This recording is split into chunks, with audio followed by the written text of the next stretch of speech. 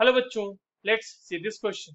The bond length of SO bond is maximum in which of the following compounds? Options are SOCl2, SOBr2, SOF2 and option D says all have same length. चलिए इस question को solve करते हैं बच्चों. और सबसे पहले तो ये देखते हैं कि इस क्वेश्चन को सॉल्व करने के लिए हमारे पास कौन से की कॉन्सेप्ट की जानकारी होनी चाहिए. देखो, ये जो सवाल है ये बेसिकली हमारे पास बॉन्ड लेंथ का सवाल है और बॉन्ड लेंथ के वेरिएशन का सवाल है. देखिए, बॉन्ड लेंथ जो होता है ना बच्चों, वो इनवर्सली प्रोपोर्शनल होता है बॉन्ड एंगल के. ठीक है, बॉन्ड एंगल जैसे जैसे बढ़ेगा वैसे वैसे बॉन्ड लेंथ छोटा होता जाएगा.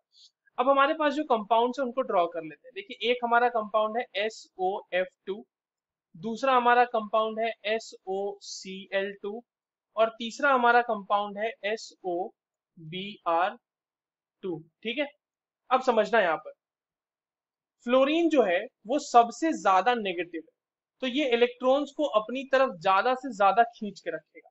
तो इसके ऊपर जो चार्ज होगा बच्चों वो बहुत ही ज्यादा डेवलप होगा और उसकी वजह से जो रिपल्शन बिटवीन फ्लोरीन एटम्स है ना, क्योंकि इनके ऊपर चार्ज डेंसिटी बहुत ज्यादा बढ़ गई है, तो रिपल्शन बिटवीन यहाँ पर जो रिपल्शन होगा वो मैक्सिमम होगा.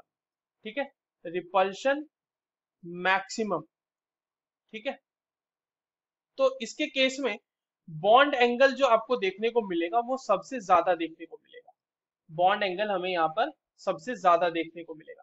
सिमिलरली क्लोरीन भी इलेक्ट्रोनेगेटिव है बट वो उतना नहीं खींच के रखेगा जैसे फ्लोरीन खींच के रख रहा होगा. तो इसके ऊपर जो डेंसिटी क्रिएट होगी वो फ्लोरीन वाले से थोड़ी कम होगी.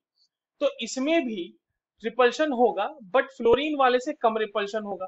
तो बॉन्ड एंगल फ्लोरीन वाले से थोड़ी छोटी होगी. सिमिलरली ब्रोमीन के केस में इतना ज्यादा इलेक्ट्रोनेगेटिव नहीं है, तो इसके ऊपर जो चार्ज डेंसिटी क्रिएट होगी बच्चों वो और भी कम होगी और इसमें रिपल्शन मिनिमम होगा. यहाँ पर आपको रिपल्शन जो देखने को मिलेगा वो मिनिमम मिलेगा. तो यहाँ पर जो बॉन्ड एंगल होगी बच्चों वो सबसे मिनिमम होगी. ठीक है, तो बॉन्ड एंगल अगर मान लीजिए इसको आप x मान लेते हैं, यहाँ पे बॉन्ड एंगल y मान लेते हैं और यहाँ पे बॉन्ड एंगल z मान लेते हैं, तो x विल बी मतलब x सबसे ज्यादा होगा, फिर y होगा, फिर z होगा. ठीक है, ये हो गया बॉन्ड एंगल का ऑर्डर. और मैंने आपको बताया कि सिंपल सी बात है, बॉन्ड एंगल जैसे जैसे अब देखो बॉन्ड एंगल के बढ़ने से होता क्या है कि बॉन्ड एंगल का सीधा रिलेशन है इलेक्ट्रोनेगेटिविटी से. जैसे जैसे बॉन्ड एंगल बढ़ेगा वैसे वैसे इलेक्ट्रोनेगेटिविटी बढ़ेगी. तो अब एक बात बताओ, सल्फर की इलेक्ट्रोनेगेटिविटी इस वाले केस में फ्लोरीन के केस में सबसे ज्यादा होगी. तो सल्फर और ऑक्सीजन का बॉन्ड जो होगा वो उतना ज्यादा मजबूत बॉन्ड होगा, उतना ज्यादा स्ट्रॉन्ग बॉन्ड होगा, इसलिए ये जो सबसे बॉन्ड होगा शॉर्टेस्ट होगा. Similarly in case of chlorine, bond length जो सल्फर और ऑक्सीजन के बीच की होगी वो थोड़ी सी बड़ी होगी फ्लोरीन वाले के केस से ज्यादा, क्योंकि क्लोरीन की इलेक्ट्रोनेगेटिविटी फ्लोरीन से थोड़ी कम होगी क्योंकि बॉन्ड एंगल हमने देखा कि उसका मीडियोकर है. तो सेम एप्लीकेशन करते हुए हमें पता चल गया है कि SO बॉन्ड लेंथ जो होगा वो इसके केस में मैक्सिमम होगा क्योंकि इसके केस में बॉन्ड एंगल अपने को मिनिमम मिला है.